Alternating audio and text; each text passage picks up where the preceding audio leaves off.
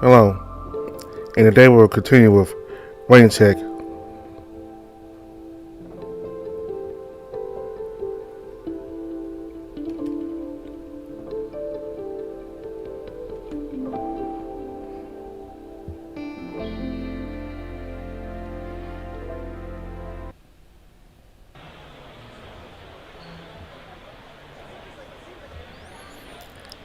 Actually, sure. Wouldn't mind sitting at the back of this one. It would be nice to have a wider view of what this laser can do anyway. Ronald chuckles and grins at me. Perfect. I love being at the back. Great place to catch some Z's. Rose, already striding up the stairs towards the back, his size requiring him to cover multiple steps at once. My pace lags behind him as he's effortlessly several steps ahead of me. Upon reaching the top, Ro halts, his gaze settling on the seats in the farthest aisle. Over here looks good. Ro casually points to the middle of an empty row, then starts simming through the seats, his tail twisting amusingly.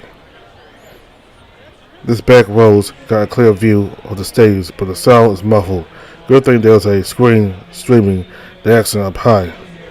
He plops down in the middle, and I slide into the seat beside him, the cushion swallowing me up. The initial burst of excitement is wearing off, leaving a wave of tiredness. I thought I was tired. You good? Oh. Yeah, I'm fine. Just a bit exhausted. And give a weak smile back to Rao, who's now looking over at me. I didn't even realize I had dozed off there. Sitting back here is pretty cozy. The sounds are pretty muffled. It's dark and the seats so comfy. Rao gives me a look. Well, if you're going to take a nap, maybe I'll sit too. Didn't get much sleep last night. Had to deal with a bunch of shit. Well, I mean, I wasn't going to take. You can take a nap if you want. I'm just kidding. Besides, I'm interested in seeing what the hell that laser does. Being somewhat flustered, I readjust myself in my seat, making sure I'm not comfortable enough to doze off again. I spent the next short while taking pictures and looking around the auditorium, watching it fill up. We wait for what seems to be a couple of minutes before the lights on stage start to brighten and the spotlights aimed at the stage turn on. A hairdresser in a rather snazzy-looking sweater comes onto the stage with a mic in their paw. If I had to guess, he's going to be our MC. Welcome to Sono 6's opening keynote. I hope you're excited for what we have in store for you today. The speaker starts introducing themselves and the company. Seems like standard protocol. They haven't addressed the Lord's laser-like thing on stage yet, though. A bunch of other employees come out on stage and start introducing themselves as well. They turn to the laser and start explaining its functionality. So I'm sure most of you are wondering what this machine behind us is. This laser, in fact, is our latest innovation. It uses light and sound to see objects and walls. The employees help swivel the laser and aim it at the back of the stage where the curtains are. The head presses the button and the machine starts wobbling like an idling car. A faint glow reveals silhouettes behind the curtains, staff members moving and waving. As the curtains open, the group is revealed, still waving. The glow slowly fades away. There's a short gasp in the audience, followed by some cheering and clapping. It seems like everyone's pretty impressed with the demonstration, including myself. I don't think I've seen anything like this before. Naturally, I start clapping along with the audience. There's a short intermission now, so I sneak a glance at Ro, half expecting him to be asleep. Instead, he leans forward, his gaze fixed on the screen. How is it so far? What do you think? Hey. He gives me a smile before he scratches his head. It's alright. Although, did you notice anything funny when they turned on that laser? 'Cause I did. Nothing immediately comes to mind as I think back to what we just saw. No, not really. What did you notice? He mumbled something incoherent underneath his breath. Never mind. He nudges his head towards the stage and leans back into his chair. Break time's over. I'm tempted to press him for what he saw, but it was probably nothing. Looking back on stage, I could see the hair along with some other staff members walking back up. The keynote continues and they resume the presentations discussing future projects and things to look forward to. This segment seems pretty dry. Most of the details just fly over my head. And that concludes the keynote. We have several other panels lined up this week, so keep an eye out for that. Thank you everyone once again. We hope you enjoy the rest of the conference. The lights slowly turn back on, but it's still too dim to make things out around me. Ralph gets up first and stretches his back with a loud yawn. From where I'm seated, he's practically towering over me. Honestly, for someone who's never heard about this company, it was pretty decent. Good to hear. I think I'm going to do some more research when I get home. I follow his lead and get up to stretch my back. I hear something clatter onto the floor as I pull myself up from my seat. Will and I stop moving. At first, I'm not sure what the noise is, but after checking my pockets, it's my phone. Will and I exchange glances. Your phone. Crap. Can you help me find it? We both look to the ground, searching for my hopefully not cracked phone. Even though the lights have turned back on, the back section here is still dim. I don't even know where to begin looking. Luckily, in less than a couple of seconds, Raul points to a spot in front of me. I think I found it. Here. He squats down from his paws on the ground, taking a closer look through the gaps made by the seats in front. Too tight. Raul motions his arm towards the gap and shakes his head. He gets back up on his feet and turns on the flashlight on his phone. I don't think my arm can fit through that gap. Think you can get on your knees? Do you think I could go on the other side and get it that way? He leans over the row of seats in front of us and examines the ground, then looks back at me. You're gonna have a bad time. It's closer to us here than it is there. Guess I don't have much choice then. I force a chuckle out as I kneel down for a better view. The view doesn't improve, so I get on all fours, try my best to peek through the gap between the chairs. Could you use your phone to help shine a light through this gap? Let me see what I can do. He aims the light through the small opening in front of me. At the same time, I try to lower my body even more, attempting to feel the ground for my phone. Good. Carefully, I pull my arm back out of the gap and turn to face him. Actually, can you give me your phone for a second? Maybe I can get a better angle if I had the light in my other paw. It's kind of difficult to turn my head in this position, but I can hear his footsteps stop beside me. Here. I could suddenly feel the sensation of cold metal against my right paw. Thanks, I think I almost got it. The position I'm in is starting to feel more and more tense as I readjust myself. This time I'm practically laying on the floor. While the light is helping out, there's still a blind spot created by the decline of the flooring. I don't see or feel my phone at all. The thought of asking someone in front to help us did cross my mind, but at this point I'm too invested. Just as I'm about to get up and try my luck from the other side, Raul's voice interrupts me. Left. More to the left. Are you sure? I can barely see it. Anything. Positive. I do as he says, and after practically wiping the floor clean with my paw, I could feel something smooth and cold. There. Oh, thank God, my shoulder was starting to cramp. With my paw now on top of my phone, I managed to grab onto it. Despite the awkward angle, I'm able to slowly back out my arm. Need help getting up. I think I should be okay. I sit my weight a while on the ground, trying to give myself enough room to get out. That was pretty annoying. I hope I'm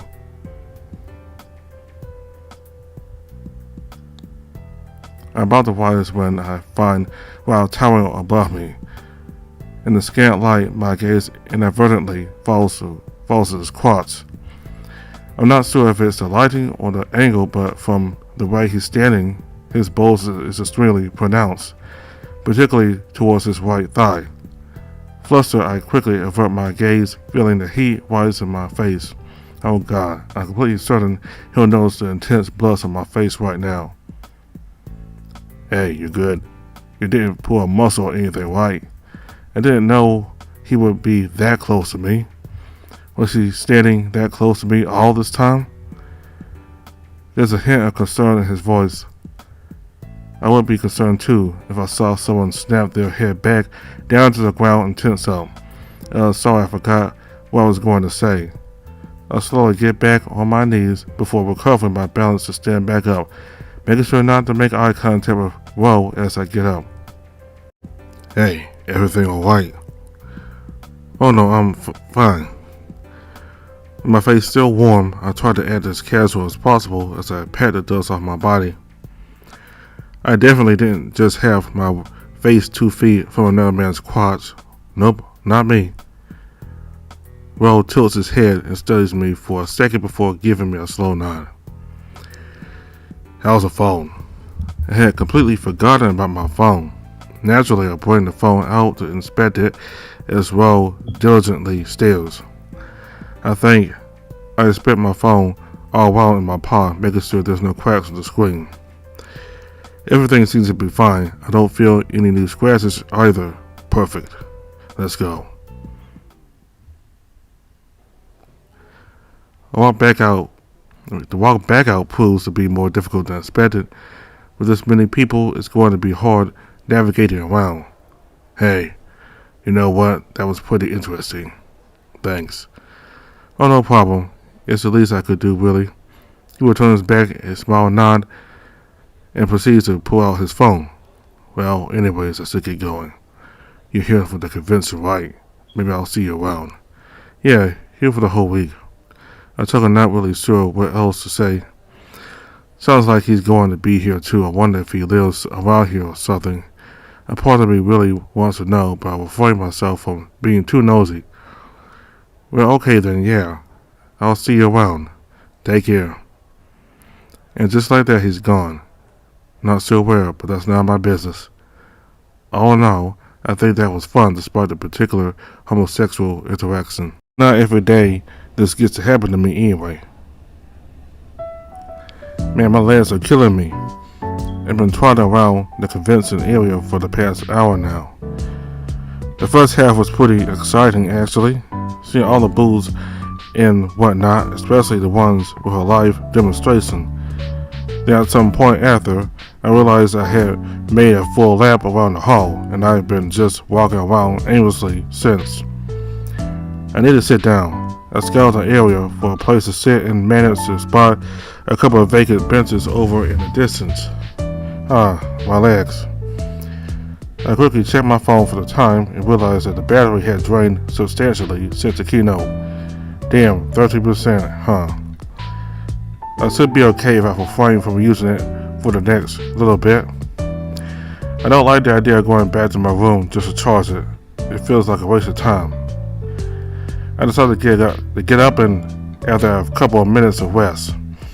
There aren't any other booths to explore here, plus the more interesting presentations happen tomorrow.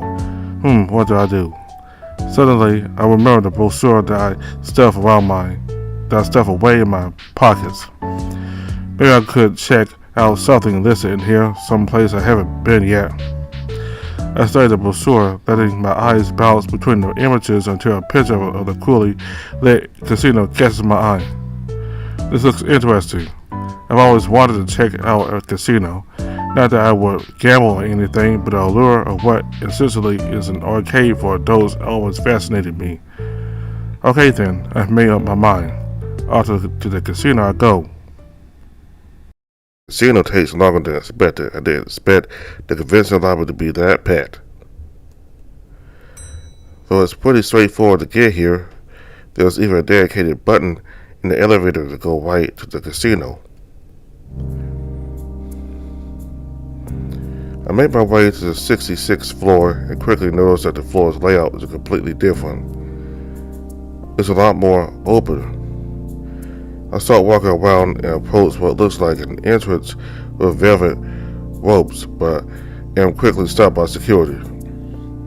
Welcome. If you want to get in, I'm going to need to scan your key card. The security officer's voice comes out stern, and I give him a nervous smile as I take out my key card. I get a good look at him. He's a large polar bear, probably in his late 50s. He's almost the same height as Ro, but maybe a bit shorter. I can't help but notice the shiny name tag tacked onto his uniform with the name Christopher put on it. Being covered in black from head to toe, his uniform looks even sturdier and more impressive to the security I saw at the airport. I guess they take things very seriously here. It's intimidating, but I try my best to remain calm. Right, sure thing. I hand over my key card, and he runs it through a scanner in his paws. There's an indicator light that turns green on the scanner. You're good. Have fun, kid. The security guard gives back my key card and continue making my way into the casino. I swear I can feel his eyes on the back of my head, and I don't turn around to check. I pick up the pace trying to get as far into the casino as I possibly can. Even though this is the first casino I've ever been to, I think it's quite colorful and loud, really loud. Most of the noise is coming from the slot machines. There's rows and rows of them being played in this section of the casino. I navigate away to a different part of the casino, hoping it'll be more quiet.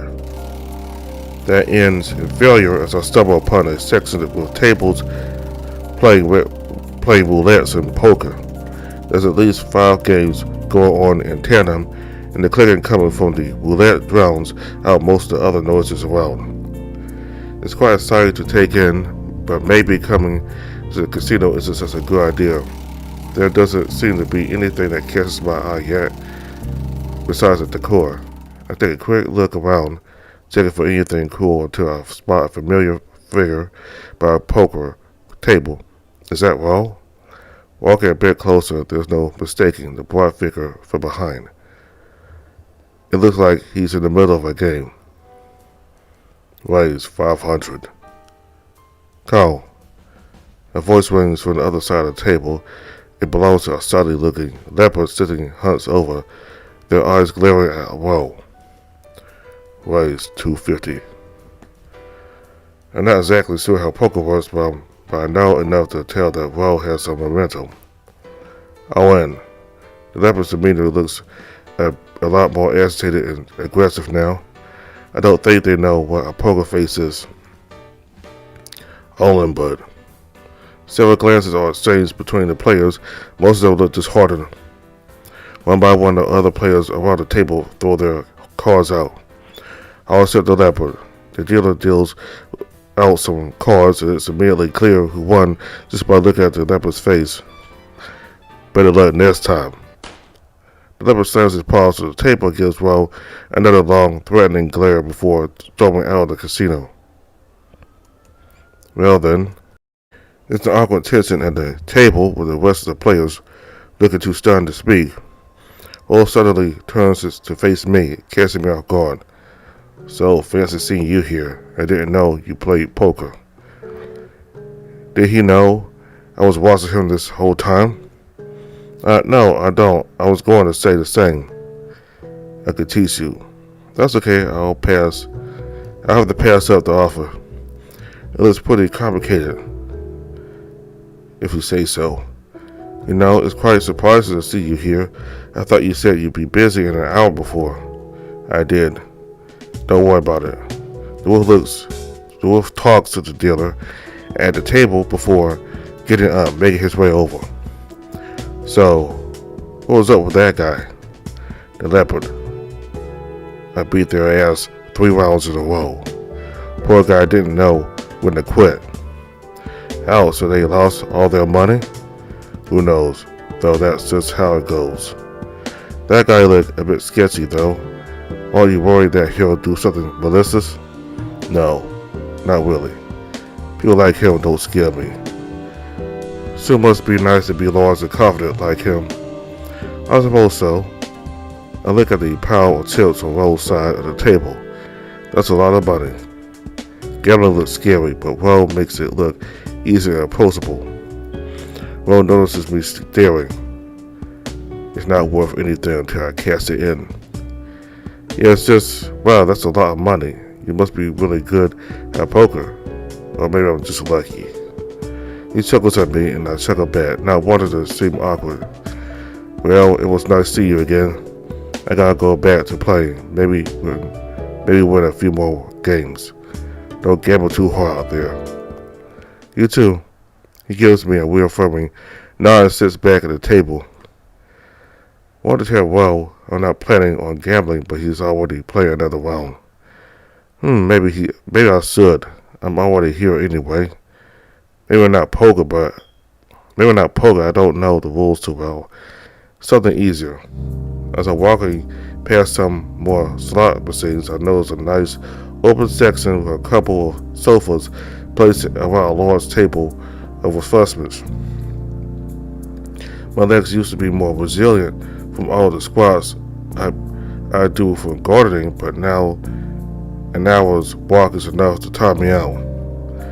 Guess I'll sit for a second, then try my luck at one of the slot machines or something. Much better. I take off my jacket as I'm starting to warm. I think I'll try out some of these refreshments too. Mint's not my favorite, but they're nice enough. That's when I take out my phone to check for any notifications while I snack out. Oh no. Crap, my phone's almost dead. I knew I should have gone back to charge it. Alright, I'll need to head back to my room sooner than I'd like.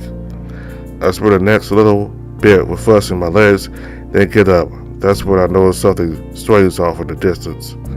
There's a man, probably no more than 20 feet away, stretched there mumbling to themselves. They look incoherent and out of place.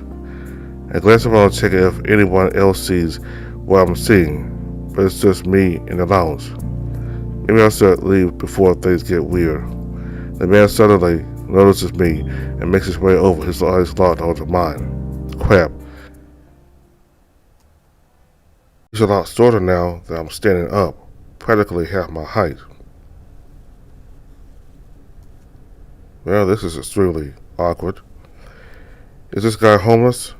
No, he can't be. He needs some form of ID to get in here. The cat's single blood-side eye makes me uneasy and on edge. Can I help you? Maybe I should ask him something else.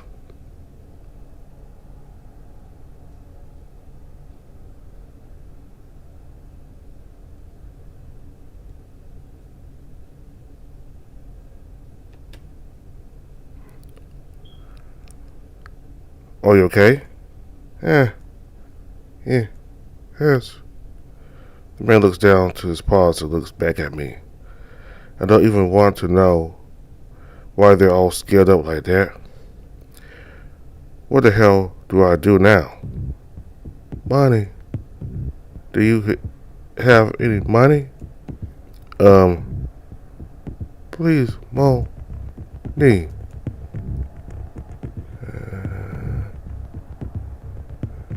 Yeah. I think I have some spare change in my wallet. It wouldn't hurt to give it to him if he leaves me alone. Okay.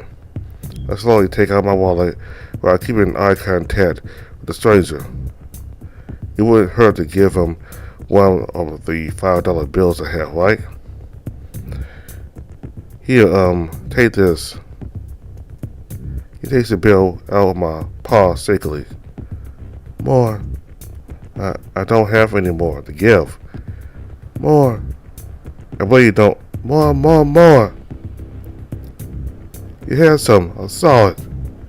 Oh, God. What the fuck do I do?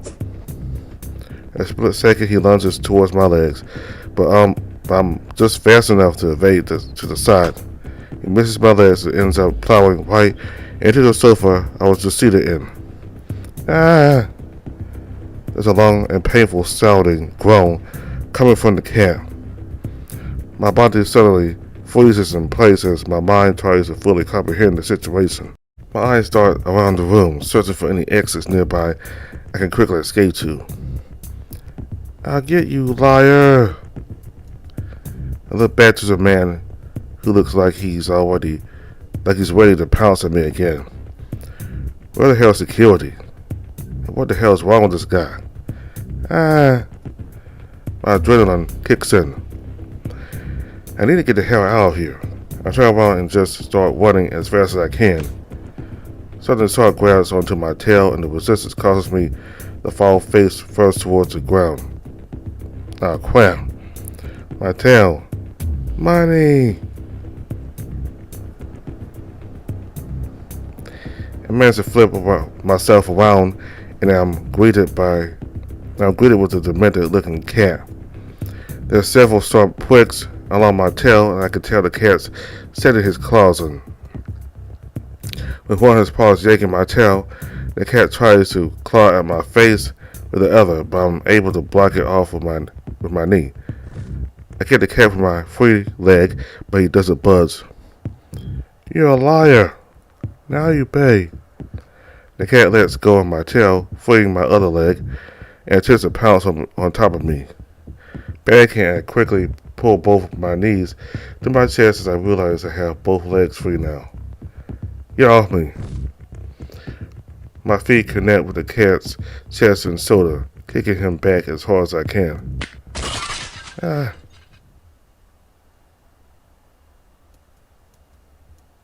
It takes me a second for my brain to process what just happened. I kicked him in. Looking forward, I see the cat covered in refreshments, laying motionless on top of the table. I see the guy flying at least a good few feet. I'm pretty sure I heard bones break too. Oh fuck, is he breathing? Oh god. Are they okay? I approach the cat cautiously, unsure if he'll spring back up and pounce on me. I take a couple of steps forward, but my progress halts as soon as I notice the extent of the chaos I created. Did I really do this? Hey, what the hell's going on in there? Out of nowhere, a loud roar emanates from behind me, causing me to startle and almost jump. As I turn around, I see the security guard marching towards me with surprising speed considering his build. There's also someone trailing right behind him, albeit at a much slower pace. Is that well? Oh god, this is awkward. Why did I keep running into him? You there. Stay where you are. His voice is firm and commanding. Why do I have a bad feeling about this? The security guard points at me as he fiddles with the radio on his shoulder with his other paw. I'm at the lounge. There's just two people. One looks like he's out cold. Do you need any assistance? The security guard fixates his attention on the still motionless cat. This is a code 30. Call the paramedics. I'll let you know in a moment. Copy that. After briefly alternating his gaze between the cat and me, the polar bear's focus settles on me. Right, so what the hell happened here? Honestly, I wish I knew. Everything happened so fast, so there's so much I want to say, but I'm having trouble figuring out my words. Well, you see, I steal a glance at Will. So off in the distance, he notices me and makes his way over. With surprising ease, Will walks past the security guard, who remains unaware of his presence. There's, hoping to get an explanation from Will, I make eye contact with him, but he's immediately looking away, refusing to meet my questioning stare. Instead, he shifts his focus to the tattered cat behind me. Will waves me over, completely disregarding Christopher's presence. Yes, I'm waiting. For the time being, I still probably disregard whatever Will is attempting to show me. I look back at the polar bear who's still waiting for an answer. Although I'm almost certain that the security guard has seen Will, he doesn't appear to be reacting at all. Unexpectedly, Will appears from beside me, whispering something so faint that only he and I could hear it. He attacked you, didn't he? My eyes widened for disbelief. How the hell did he figure that out? Haven't even said anything yet. All I can do is stare. Yeah, he did, but how did you know? I whispered back as quietly as possible, trying to match the same level of subtlety as Ro. Ro doesn't acknowledge my question. Instead, his attention is drawn back to the cat as if he's looking for something. I stare as well and see small twitches of movement coming from the cat's tail.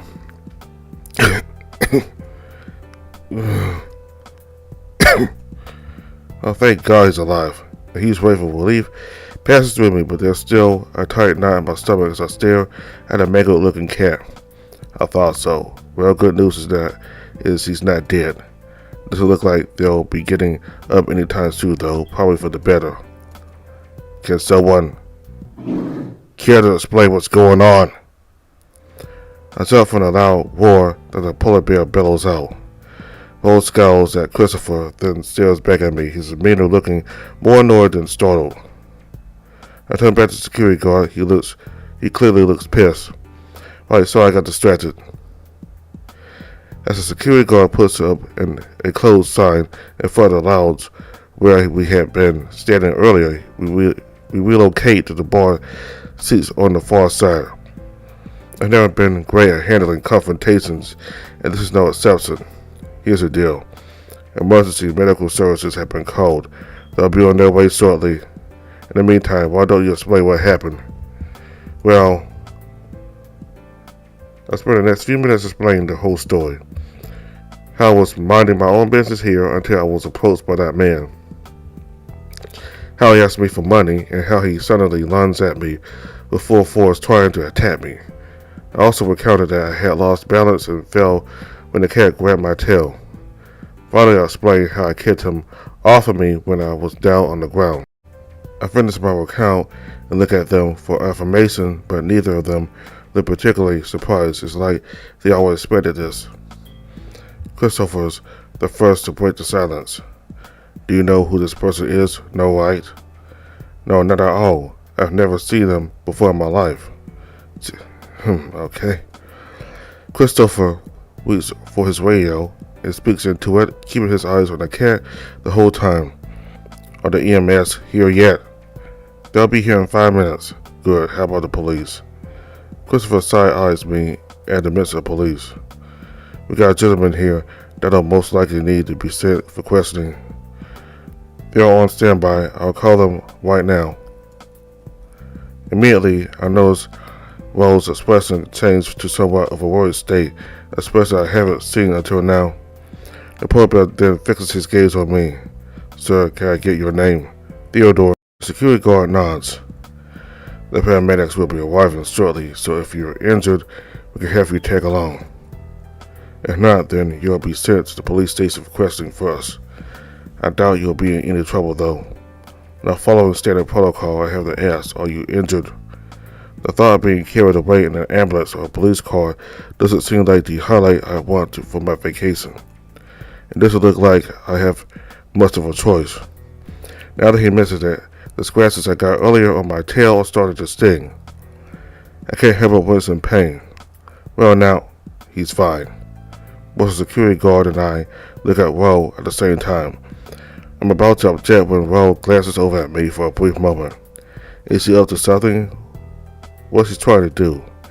The polar bear turns back to face me slowly and motions to Ro. And who the hell is this man anyways?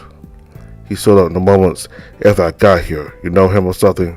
Well, Ro stares at me and starts mouthing something to me, all while he motions his paw to me just out of view for Christopher to notice.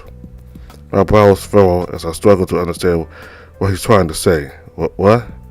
There's a slight pin at the wolf's face as the security guard notices my dazed expression and turns to face him. Rose steps forward and places a large paw firmly on my shoulder. You've been through a lot.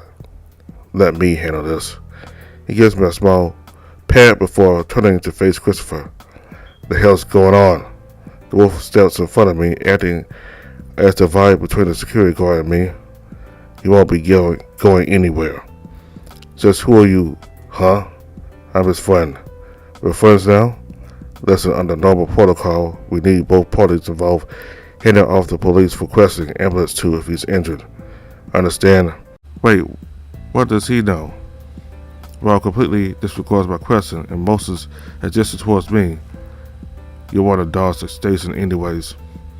It'll be a miracle if you get through questioning in any less than a few hours.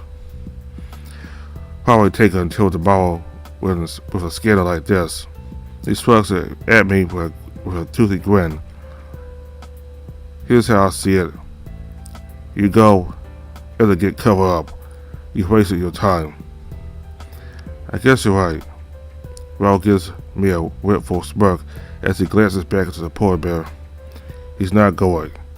That's final. Raul's commanding tone resonates through the air, leaving the security guard feeling shaken and not sure how to proceed. This look of anger and contempt coming from the polar bear's face, ultimately he lets out a sigh and frowns. He pulls out a bar stool and sits down, avoiding any eye contact from us as he speaks into the radio. Let the police know it was a false alarm. Paramedics are good enough. His voice sounds defeated and with a hint of bitterness in it.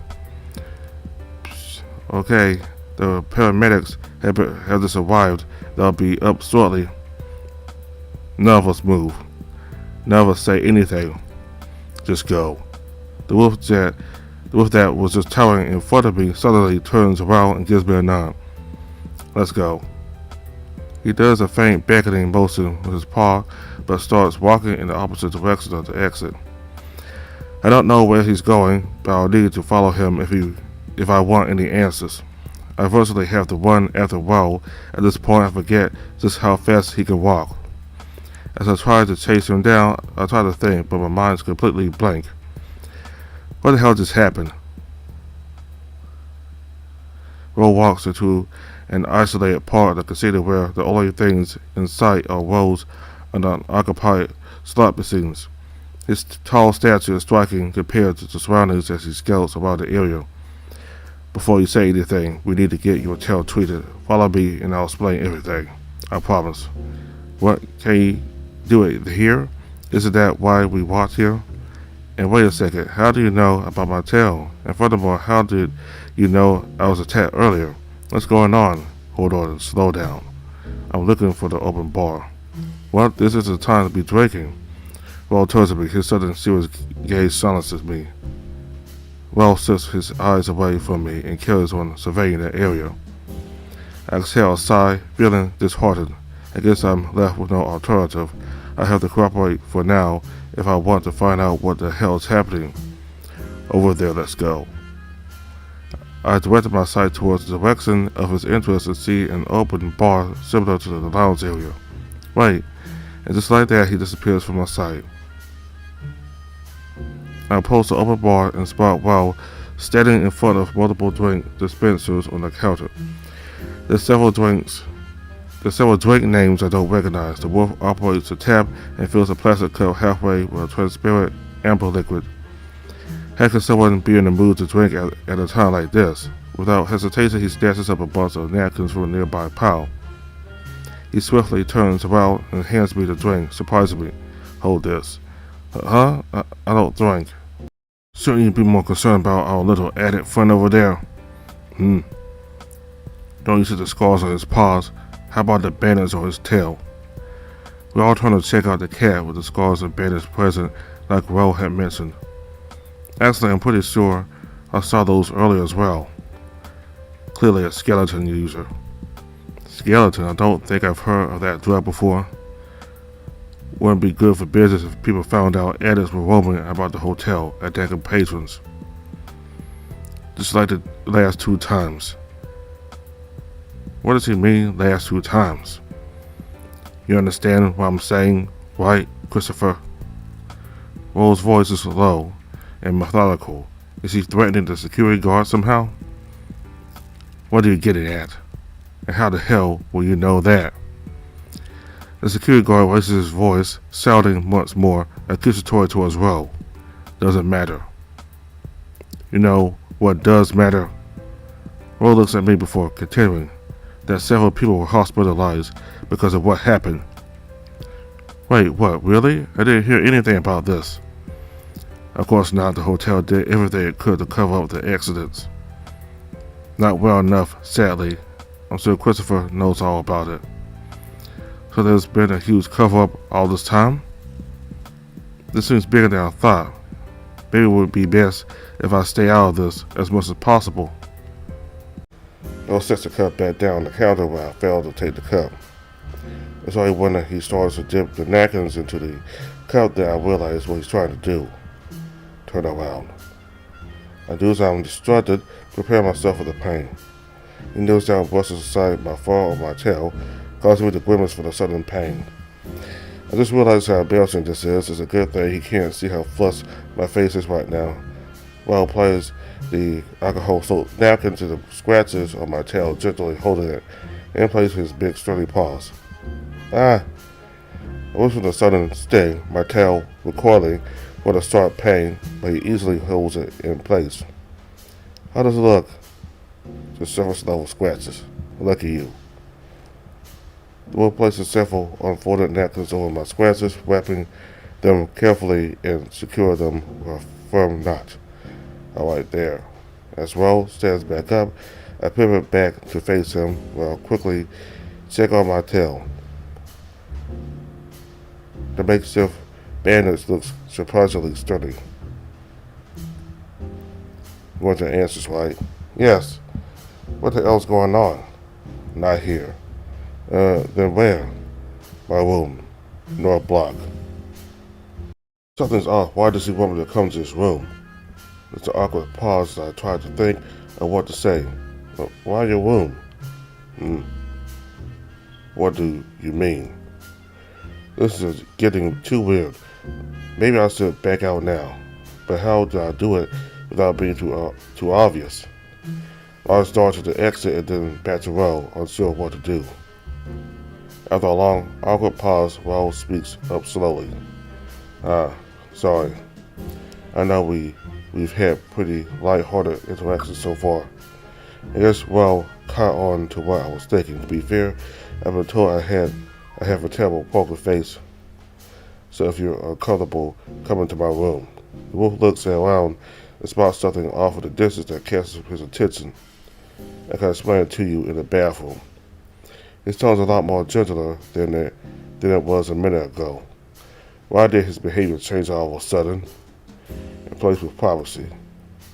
Why does he need privacy? I'm not unsure why he can't tell me here.